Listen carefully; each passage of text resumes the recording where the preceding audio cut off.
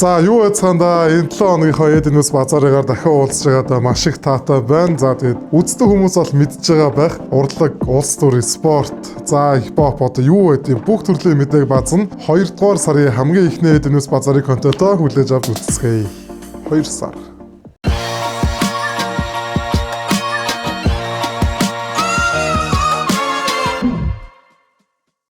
За шинэ сар гарч байгаа юм чи би бас хэллийн мэдээгээр ерөөхдөө ховж ивэ ихэндээ гараж тэгж бодсон. Тэгээд за одоо яг хипхоп сонсдог хүмүүс ахын бол ерөөхдөө мэдсэн байх. За рэпер KK болон рэпер Young Sab нар хоорондоо за одоо бараг сар болчуудаа нилээн бас удаан хугацаанд туршид хоорондоо биф үүсгэлээ. За та бүхэн мэдчихэж магадгүй 2 жилийн өмнө Young Sab болон KK нар хүн гүрэн гэдэг дууг хийгээд за одоо өнөөдрийн байдлаар YouTube дээр бол вау 6.1 сая үзэлттэй хит дууг хамтаа хийсэн байгаа. За тэрнээс хойш уг нь харилцаа гайгүй байсан. За тэгээ сүүлийн үед бол нилээ ингэж бифуд боллоо. За тэгээд бас хэдийн стори байна л та. Одоо сонш үзээ л та. За өчигдөр шөнө болохоор орой рэпер KK өөрийнхөө IG сторин дээр болохоор нэг ийм стори хийсэн байгаа. Мэдээж Young Sab имэш хийсэн. Миний Disney ардаас тагчиг болчлаа амьд уу хариу дис ганц хоног моног чадах нь бодож бичсэн Disney чинь хариу нэг хоногт хариу барьсан ууг нь алан тална гэдээсэн болохоор чинь боломжгүй гэдгийг хэлсэн холбоос одоо яг ингээд хэмдэж эхлэегүй байгаа штэ ууг нь гээд нэг тийм хатуухан стори хийсэн. За тэгээ мэдээж цаашаа үргэлжлүүлээд ажиллагаагүй болсон карьераа яас сэргээх вэ гэж тийржсэн аа. Дарцсан хитэн дууга хүнд хүрчих гэж чамдл маркетинг болж байгаа. Ялагдаж үдсэн болохоос айж үдсэнгүү удаа байхгүй давай. За тэгээд ардаас нь Young Sab-ийн YouTube хуудсыг дахиж SS хийгээд сүүлийн 1 жилийн хугацаанд хийсэн хамгийн сайн үзүүлэлтээ явж байгаа дуу над руу хийсэн дээс тэгчээд бас маркетинг ярина гэд.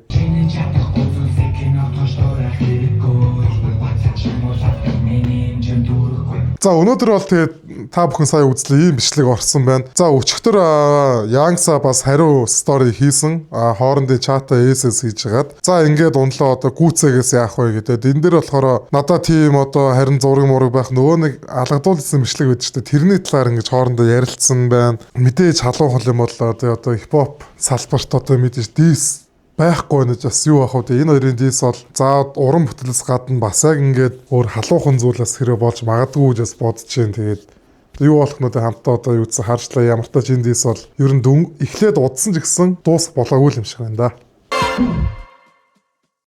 За ингээд сая юм дис болсон. За мэдээж дахиад бас нэг урлагтай холбоотой нэг мэдээлэл байна. За бид бүгдээ сайн мэдэх Morning Star хамтлаг. За тэгээд Morning Star хамтлагийн дуучин артист Аза өчигдөр бас стори хийсэн байна. За тэр нь юу вэ гэхээр одоо ингээд харуулъя. За Аза бол ингээ өмнө ингээд 2 тоглолт хийсэн олон хүнтэй. Тэр 2 тоглолтныхоо постэр нь хам дээр ингээ үлгцсэн байгаа. За тэг 3 дахь дээр нь тэр зайд асуултын тэмдэг хийцэн. За хоёр нь ингээ шуум сонссон. Дараа 100 мэдээж маш олон тоглолт болж байгаа. За Wonderboy хамтлагийн 10 жил. За зуны 100-аагийн мэн артистаар рэпер Гинжин болсон. За тэгээд Pop Diva Сарай Хчийн тоглолт. За тэгээд Таандр бас өөрийнхөө тоглолтоо ингээ зөндөө тоглолтууд ингээд мэдээлэлд гараад эхэлсэн. Энэ шуум бол Morning Star хамтлаг энэ зун цэнгэлдэх юм уу Social Bay Park-д том хэмжээний тоглолтоо хийн гэдэг шуум байна. Мэдээж яагаад болохгүй гэж бүрэн боломжтой. За тэгээ одоо бүүндээ тэгээ бас л та хүлээжлээ. Мэдээлэлүүд угаасаа одоо ингээ араас гараад эхэлчихэл байх.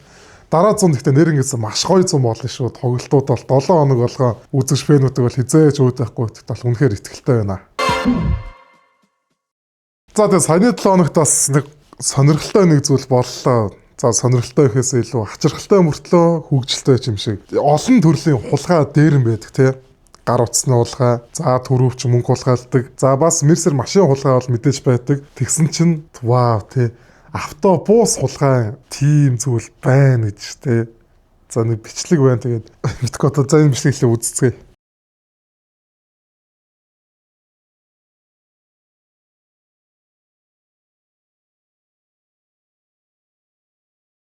7 цаг 01 минутаар их явах байсан. Тэгээ наан 6:45 гэхэд Сэвгийн гадаа очоод Сэвгийн 0 руу ночоод гараад исэн чинь автобус манаа болцсон. 2-4 минут л болсон ерөөсөө удаагүй. Тэгээ нөө хүн чинь аваад унаа явчихна гэж хүн боддгүй юм байлээ л дээ. Тэр дундаа энэ автобус чинь нэг хэр баргийн хүн унаад явчих тийм унаа биш л дээ. Одоо манай энэ Монгол улсад автобус алга болсон анхны тохиолдол бүртгэж байгаа шиг байл. За ийм сонирхолтой зүйл боллоо. За мэдээж автобус ингэж одоо хулгайлагдсан баг анхны тохиолдол юм байна. Тэгээд бас мэдгүй би одоо энийг үзчихэд би гайхаад үнэхээр ингэж яагаад Мэдгүй одоо энэ дээр бол үнэхээр хэлэх тайлбар алгаа тэгээд одоо шинэ үрлэг улгаатай л болж байгаа юм байл үү те. За дахиад энэ 7 хоног мэдээж тогны хязгаарлалт байлаа. Ер нь байсаар л байх юм байна. За байсаар гэдэг нь юу вэ гэхээр эрчим хүчний сайд Чойжл сүрэн дарга манаас нэг мэдээлэл хэлсэн байлаа. За тэр нь юу вэ гэхээр ерөнхийдөө 2027 оны наадам хүртэл ингэж тогны хязгаарлалт байна гэд. Яа. За тэгээ мэдээж албан газрууд одоо ингээд өмнөхдөр хэлжсэн базаан дээр асуудлууд гараад ингээд юм шатлаа, айл гэр шатлаа гэд зөндөө мэдээлэлүүд явсан чинь энэ 7 хоногийн тогны хязгаарлалт хаана болсон гэж Sky Resort санийн бааз. Босоо. Тогтос нам гот. Үсэрхүү одоо. Одоо үсэрхүү яах вэ? Үсэр одоо ханда үсэр. Яг 2 3. Яа битгүү. Аач гатчих.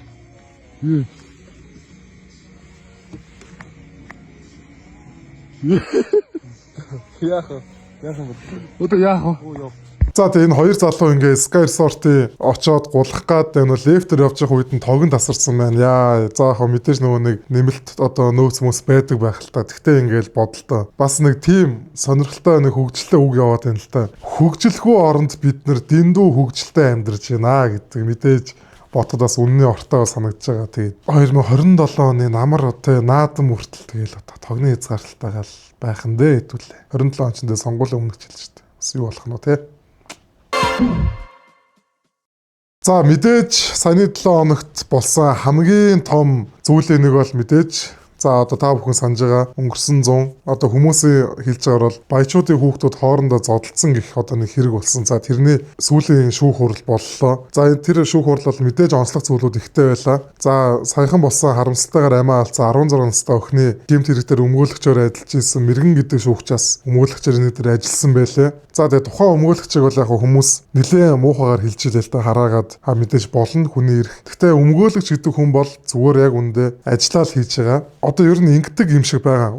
Ер нь өмгөөлөгч нар ийм том ийм хэрэг дээр одоо ингэж ажиллагаас ерөнхийдөө зайлс хийдэг. Гарч байгаа нь болохоор тухайн өмгөөлөгч бол ерөнхийдөө маш сайн өмгөөлч гэдэг өөрийнхөө нь одоо тэр баг брэнд нэр хүндийг бол ингэж өсгөж байгаа нэг хэлбэр. Ажиллаа сайн хийсэн гэсэн үг л байхгүй ерөнхийдөө бол. За тэгээ шүүхийн хариу гарсан. За Санжаа Чобил бол ингээд 1 жилийн тэнсэн харилцах ял нөгөө 2 8 сар авсан. Тэгээд хаавал болон Баянгол үүрэг дээр юм байлаа. За тэгээ зодуулсан хохирч гэж байгаа саяны бөөх залуу бол 1 сая төгрөгийн бас торгуул авсан. За тэр нь яагаад вэ гэхээр одоо баг бүгд л мэдж байгаа л да хөнгөн хэлбэрийн ингэж хохирол учруулсан гэдэг. За ерөнхийдөө хуулийн юуг харлаа. Зодуулсан гэж одоо яригдж байгаа саяны бөө хохирогч хүндэвтэр гэдэг шүүх шинжилгээний хариу нь гарсан. Хүндэвтэр гэхээр хуулиндаа бол тэнсэн харилцах ял авах бүрэн боломжтой. Заавал ял авахгүй. Хэрвээ шүүх шинжилгээний хариу хүнд гэж гарсан бол мэдээж ял авна. Хорих ял. За яг тэгээд хүмүүс бол мэдээж за ихэнх нь бол яалч мэдээж дургу байгаа. Шүүх бол ингэж ялзарсан байна. Мөнгөний өмнө ингэ сүгдлээ одоо хүмүүс хүртэл зөндөөл хэлж байгаа ингээ шүүхт итгэл бол одоо ингээ байхгүй болсон. 16 настай охины тэр харамсалтай хэрэг яаж шийдэгдлээ. Одоо саяных бол ийм боллоо гэд мэдээж хүмүүс бол ихэнх нь ийм байр суурьтай байлээ. За мэдээ зарим нас эсрэг байр суурьтай байсан. За тэгээ энэ дээр болохоор одоо бид бүгд сайн мэдж байгаа. SJS багийн эзэн за тэгээд coin мөнгөч ингээл одоо бүгд хэлдэг. Мөнгөч ах бас нэг тийм пост хийсэн мэлээ өөрхөн Facebook дээр. За энэ дээр юу гэсэн байдгийг одоо би та бүхэнд уншиж үзүүлье. Өмгөөлөгчийн цор ганц үүрэг бол үйлчлүүлэгчээ хамгаалах, өмгөөлөх, эмчийн үүрэг харин эдгэх, ам аврах, алуурчин байсан ч аврах нь эмчийн үүрэг. Мэргэн өмгөөлөгч 2 ч том кейсийг мэрэгсэн мэрэгчлээ эзэн байж ард нь гарч чадчих баяр хүргэе. Өнөөдөр өөрийн ашиг сонирхлын төлөө ажилтдаг өмгөөлөгчд очирсноос болохоос мэрэгшиг хар маасан эсрэг энэ их дайралтыг давж гараад үйлчлэгч авч гардаг өмгөөлөгчд ховорцсон цагаа. Одоо түүний үн эрэлт тэнгэр татах нь ойлгомжтой. Би ч өмгөөлөгчөөр авмаар санагдаж байна. Эрүүл саруулах ухаанаар асуудал ханддаг болмоор байханд яайта нэрэ. Justice системийн хамгийн чухал хараат бус байх ёстой хүн өмгөөлөгч үйлчлүүлэгчийн төлөө ажиллахгүй юм бол жинхэнэ хонголчин ажиллах байхтай. Бас шүүх маасан нөлөөлөл дээр бус нотлох баримтаар тулгуурлан шүүдгийг хараат бус байгааг энэрэнгүй байгааг сүүлийн 2 кейсээр ингээд харлаа итгэл төрлөө. За тэгээд энэ постн дээрээ бас энэ сэтгэлийг үлдээсэн. Шүүхийн өмнө ядуу байна уу, баян байна уу, ард байна уу, харцаа байна уу бүгд эрх тэгш байх ёстой. Баян хүний хүүхэд гээд хамгийн хатуу ялыг өгөх юм уу? Өдөрт хэдэн зуун зодооны эрэг шүүхээр орж байгаа анхных бол ихэнх торгуулаад эсвэл зорчих эрхээ хязгаарлуулдаг. Энэ бол практик гээд. За ерөнхийдөө бол мөнгөчөөх бол ийм байр суурийг өөрийнхөө хуваасан гэж илэрхийлсэн. Яг би бас үнний ортой гэж бодож байгаа. Тэр шүүх хурлын үнээр угаасаа гарсан байлээ л те. Анхны тийм хэрэг за хоёр тал хоорондоо тохиролцсон. За тэгээ хохирлын ингэж барагдуулсан. Ийм болохоор за дээрээс нь шүүх шилжигний хариу би сая хэлсэн шүү дээ. Хүн дэвтэр гарсан болохоор угаасаа хуулиндаа ингэж зорчих эрх хязгаарлах тийм шийдвэрлийг оногдуулах боломжтой байд юм байна. Бас энэ хэрэг би бол зөвтгөөгүй. Ер нь цаашдаа аль болох ийм зодоонуудын хүчирхийлэл гэдэг зүйл бага байгаасаа гэж хүсэж байна. Одоо саяны энэ оролцсон залуучууд жилдэг одоо надад ч бас харамсалтай ингээл хүнтэй муулцахгүй ингээд байдаг. Тэгээд мэдээж хүн дараа нь харамсдаг. Харамсах зүйл нь том алдаа байна уу, жижиг алдаа байна уу гэдгээс баг гарч байна да. Тэгээд аль болох одоо тийм зодоонуудын хүчирхийлэх үү, тийм байдалтай байхыг одоо хаана хичээе да. За шинэ он гараад мэдээж монголчуудын үндэсний баяр наадам болох цагаан сар бол одоо ингээд айлчлан ирж байна. Мэдээж одоо баяруудын өмнө дэлгүүр дээр ч одоо клуб, бар, лаунж, тэнд за мэдээж хүргэлтийн бас арх, виски, алкогольны бүтээгдэхүүнүүд зарагддаг. За баяр төхтэй холбоотой асуудал нь юу байдаг вэ гэхээр ерөнхийдөө хулих архинууд бол маш ихээр орж ирдэг. За тэгээ үе угаасаа бичлэнүүд зөндөө явдаг. За энэ одоо сая бол нэг мэдээлэл гарсан байна л да. E-Mongolia гэдэг аппликейшн одоо хүн болгол мэдж байгаа. E-Mongolia аппликейшнаар ашиглан одоо нэг архины лагцаад штэ юм цаасан. Тэнцээ юм QR байгаа юм лээ. Тэгээ тэр QR-ыг E-Mongolia аппликейшнээр уншуулад тухайн одоо архин ингэж хулих байна уу эсвэл ориг байна уу гэдгийг мэдж болохоор болсон байлээ. Маш надад бол энэ бол маш таалагдсан. Тэгээ мэдээж хулих архинаас олж одоо хүмүүс за хамгийн энгинд архины орлого за цаашлаад бүр амнасаа алдах эрсдэл бол маш ихээр гардаг. Тэгээ энэ зүйлийг бас ингэж хязгаарлаж ийм арга хэмжээг бол авч байгаа юм байна. Тэгээд энэ бол маш их таалагдлаа. Тэгээ та бүхэн арх сохтууруулах ундааг худалдаа авахдаа архины таган дээр байх лацтай QR кодыг E-Mongolia аппликейшнаар уншуулан таньж аваарай. За өнгөрсөн 2025 онд одоо манай Монгол улсын хувьд маш томоохон тооцох зүйл бол мэдээж Netflix-ээс санаачлан гаргадаг Physical Asia шоуд нэвтрүүлэгт манай Монголын баг тамирчид оролцсон маш сайхан үйл явдал болсон. За энэ зүйл бол мэдээж дэлхийд дахинд одоо өөрсдөө улсаа ингэж сурталчлах, за таниулах, бодит маркетинг болсон байгаа. Netflix-ийн одоо бусад улс орны тамирчид Монголд ирсэн. За тэгээд Томато гэж бүгд л ирлээ. За саяхан бас Таиландын тамирчин бас их нэртэйгээ Монголд ирсэн байлээ.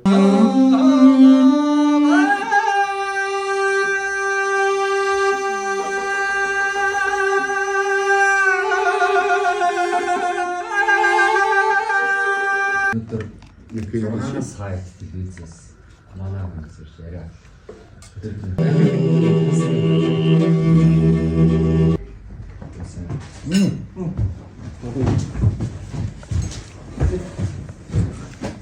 За энэ бол мэдээж ингээ маш сайхан зүйл. Манай улс орн ингээл дэлхийд дахинд ингээд сайнаар зөндөө танигдж байна. За ерөнхийдөө дараа 100 биш одоо энэ 100 шүү sorry. Манай одоо улсын аялал жуулчлал бол мэдээж бараг дээд зэгтээ түүхэндээ хүрэх юм шиг байна. За одоо ингэж байгаа байхгүй юу? Наадам үеэр болох 10,000 морьтны жагсаалд бүгд найрамдаа Солонгос улсын жүжигчин Жанхёг оролцохоор болжээ гэд. Вау. Тэ. За тэгээд дээрэс нь одоо дэлхийн од комедиан Маг Саминик их одоо ингээд комедиан ирэхээрээс боллоо Монголд гайхалтай зөндөө сайхан зүйлс мэдээж болж байна. За тэгээд өвөл бол мэдээж ингээд утаа түр ингээд бахан асуудлаа тэгээд наадам 100 болонгоотойгоосаа би тэгэд мэдээж хамгийн баг азаргалтай оронд байгаа юм шиг амьдарцгаадаг. Одоо энэ 100 дэлхийн олон инфлюенсерүүд Монголд ирэх нь аялал жуулчлалаас нэмтэн тодорхой боллоо. За тэгжээхтэй өчигдөрхөн нисэх хонгоцны буудал хүргэг тосох үйлчлэгээ давсан сервис гэдэг хуудаснаас нэгэн нийтлэл орсон байна. За тэр нь болохоор Чингис хаан нисэх буудал ачаалаа дийлхэ боллоо. Нисэх буудлыг яаралтай өргөдөхнө. Японы одоо йений хөнгөлөлтөө зээлэр Чингис хаан олон улсын нисэх буудлыг яаралтай өргөдөх шаардлага үүсэт байна. Зам тээврийн яам JICA төлөөлөгчтэй уулзаж хүчин чадлыг нэмэгдүүлэх асуудлыг хэлэлцсэн байна. Анх 1.6 сая зорчигч хүлээн авах чадaltaй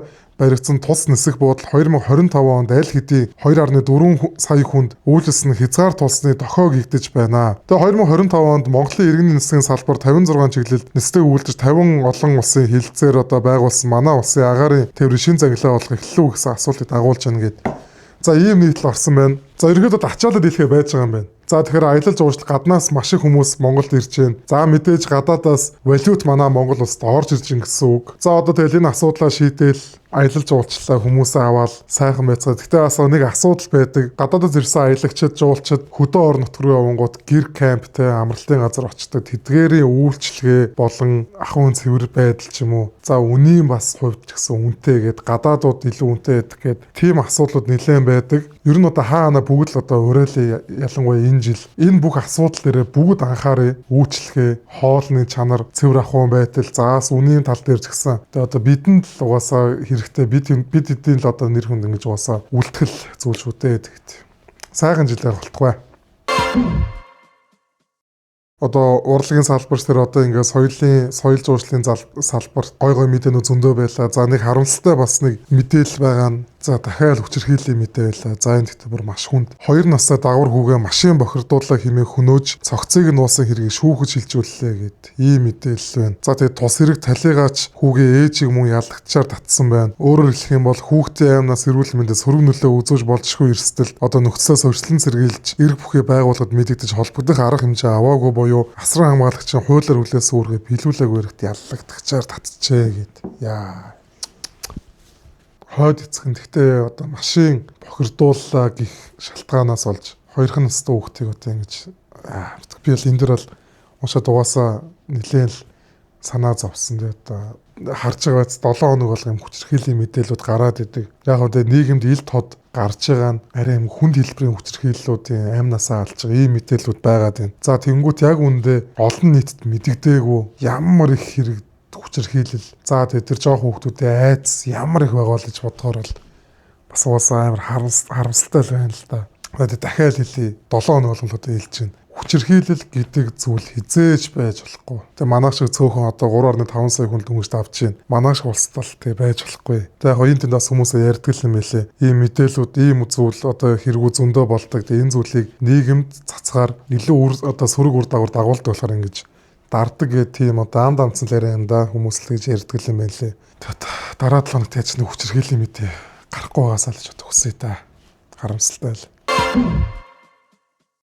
Би бол өөрийнхөө зүгээс бол би хар тамхи гэдэг зүйлд бол маш дургу. Хар тамхины эсрэг байдаг. Миний үзэл бодол ч тийм байдаг. Гэхдээ хар тамхины тийм хэрэг гараагүй ч гэсэн хар тамхитай холбоотой мэдээллийг бэлтгэсэн байгаа. Ер нь би тэгж бодоод 7 хоног болно яг энэ эдүнээс базаарыгаараа хар тамхитай мэдээлэл хэрэг гарсан ч гараагүй ч хар тамхины эсрэг бол дуу хоолойгоо өргөе гэж уусаа ер нь бодсон. Хар тамхины тухай бэлдсэн. Одоо энэ мэдээллийг хамтдаа үзцгээе. Улсын хэмжээнд сүүлийн 9 жилийн хугацаанд мансууруулах эм сэтгцэд нөлөөд бодистой холбоотой 2100 гэмт хэрэгт 2422 иргэнийг ялагчаар татан шалгасан. Бүртгэгдсэн гэмт хэргийн 83.3% нь нийслэл хотод бол 16.7% нь орон нутагт гарсан. Энэ хугацаанд шүүхээс зөвхөн 20 хялаар шийдгүүлсэн 1117 иргэний 88.8% нь эрэгтэй, харин 11.2% нь эмэгтэй байна. Тэдний 446 буюу 39.9% нь хар тамхины болон бусад төрлийн гэмт хэрэгт удаа дараа ял шийдэгдэж байсан хүмүүс байна. Зөвхөн энэ төрлийн гэмт хэрэгт давтан гэмт хэрэг үйлцэн 202 этгээд байгаагаас 2-3 удаа ял шийдэгдсэн 189, 4-5 удаа ял шийдэгдсэн 13. Энэ төрлийн болон бусад гэмт хэрэгт 8-10 удаа ял шийдэгдсэн 6 этгээдийг байнгын хяналтанд авч ажилладаг. Түүнчлэн энэ төрлийн гэмт хэрэгт 2-оос дээш жилийн хугацаагаар 20 ял эдлээд судлагдсан иргэдэд гэмт хэрэг зөрчлөөс өрчлөн сэргийлэх тухай хуулийн 41-р зүйлийн нэгт хэсэг заасны дагуу харьяа цагдаагийн байгууллагаас 1-3 жил хүртэлх хугацаагаар хяналт тогтоон ажиллаж байна. Сүүлийн жилүүдэд Монгол улсад хар тамхины хэрэглээ бодитоогоор нэмэгдэж байгаа. Үүнийг багасгахын тулд ганц арга биш олон түвшнээ бодлого хийх хэрэгтэй. Хамгийн чухал зүйлсээ нэг нь бол яалтчгүй өртөлсөн сэргийлэлт. Ерөнхий боловсролын сургууль ихтэй сургууль байхад нь айлгас үрдүүлэх маягаар биш бодит хор уршиг амьдрал яаж нөлөөлдөг байдлыг заах. За ерөнхийдөө сошиал орчныг ашиглах буюу TikTok, YouTube, Facebook, Instagram-аар дамжуулан хар тамхинд онцсон хүмүүсийн түүхийг аль болох ерөнхий боловсролын сургууль байхаас нь сурагчдад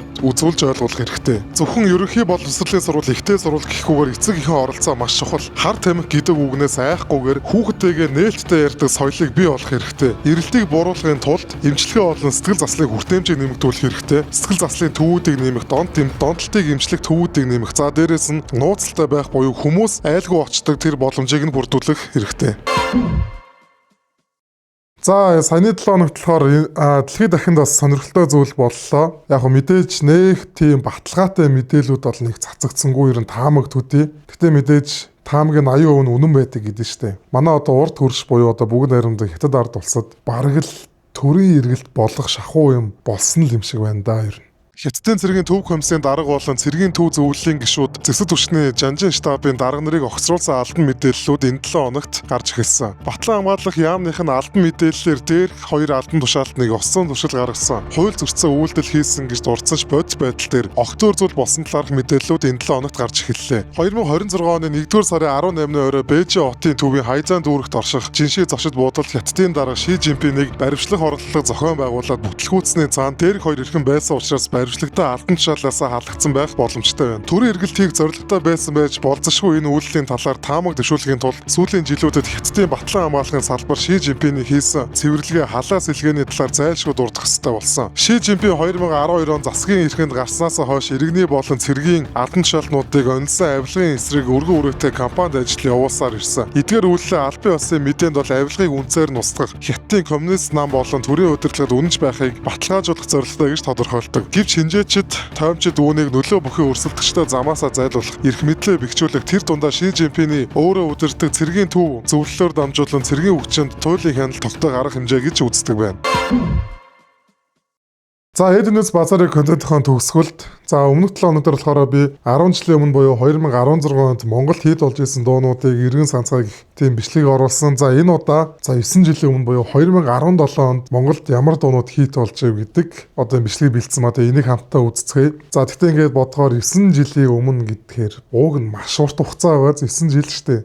Одоо хүүхэд төрөөд 3 дугаар ангид төгсөж байгаа хугацаа бараг л энэ дуунуудыг сонсохоор угаасаа та бүхэнд бол мэдээж саяхан юм шиг санагданаа. Яалтч надад бол тийг санагдсан. Тэгээд за одоо тэд нар бичлэг рүү орцгоё. 9 жилийн өмнө ямар дуунууд Монголд хит болж байв. Цаг хугацаа ямарч баримжаагүй. Чамайг хатаа дэвэрч амжаагүй.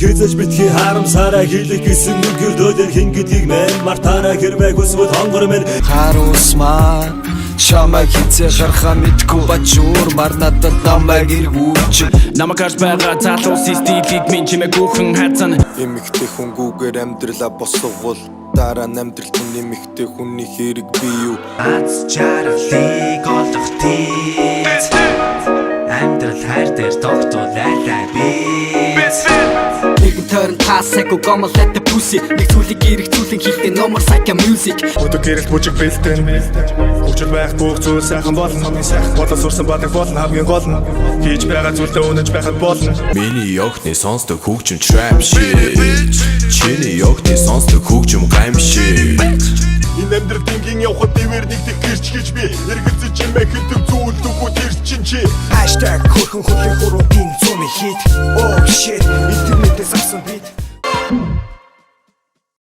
За энэ үрээд энэ 7 хоногийн Эднэс базарын контент маань дуусч байна.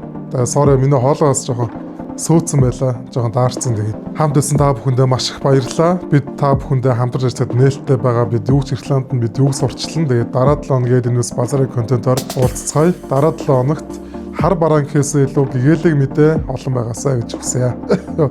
Хоолоо сөөцсөн байгаа наа. Sorry.